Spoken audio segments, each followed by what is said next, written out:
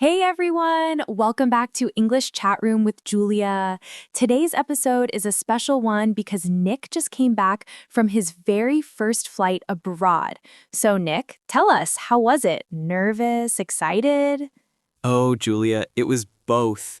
I felt like a little kid lost in a big, shiny world. Airports are like mini cities. Everything looks so organized until you realize you have no idea where to go. That sounds about right. So, how did your trip begin?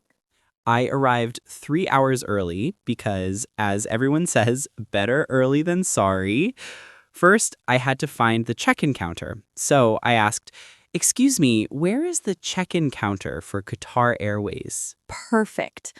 Always start with excuse me. It makes you sound polite and confident.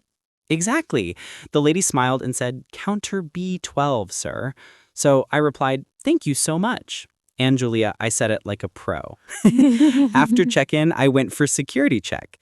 The officer said, "Please remove your belt, phone, and laptop." I was so nervous that I almost took off my shoes before he even asked. Oh, no, Nick. Too eager to cooperate. But good English. Please remove and sure are great polite responses. Yeah. And then came the water bottle drama. The guard said, "Please empty your bottle." So I said, "Sure," and drink it all like a camel. Oh, Nick. That's one way to follow instructions and stay hydrated. Then I went to find the restroom. I was on the phone, distracted, and almost entered the ladies' restroom. The cleaning lady shouted, "Sir, wrong way." I turned red like a tomato and said, "I'm so sorry." That's hilarious. But hey, perfect line for mistakes. I'm so sorry. After that embarrassment, I went to a cafe to relax. The waiter asked, "Coffee or tea, sir?" Of course, I said, "Tea, please, with a little milk." But when I checked the departure screen, I panicked. It said boarding now for my flight. I almost spilled my tea running to gate B7.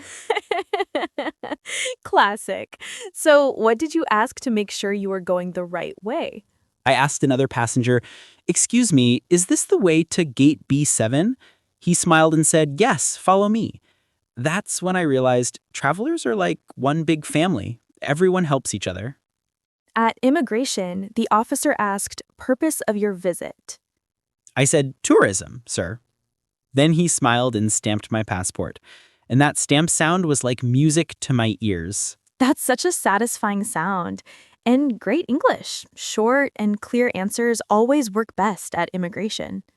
At the gate, the staff said, "Have a nice flight." I said, "Thank you, you too." Then realized they're not flying. We've all done that. Friendly mistakes are the best kind. On board, I couldn't find my seat. So I said, "Excuse me, could you please help me find my seat?" The flight attendant said, "Of course, sir, right this way." And she helped me with my luggage, too. Later, I said, "May I have some water, please?" She smiled because polite English always works. When we landed, I was so excited. New country, new faces. At passport control, the officer asked, "How long will you stay?" I said, "5 days." Then, when I picked up my bag, I couldn't find my bag. Turns out I was standing at the wrong carousel for 10 minutes. Oh, Nick, you're a walking travel comedy show.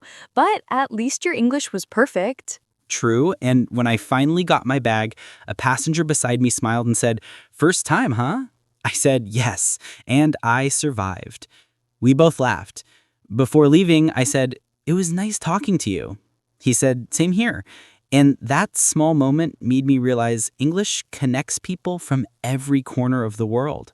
That's beautiful, Nick. From excuse me to nice talking to you, your journey shows how English turns travel into friendship. Exactly. You don't need big words, just a friendly attitude and a few polite phrases. And maybe some tea bags, right, Tea Commander? Always, Captain Caffeine. Next time, we'll record our podcast from the sky. Deal. And that was Nick's first travel story, full of useful English phrases and funny moments.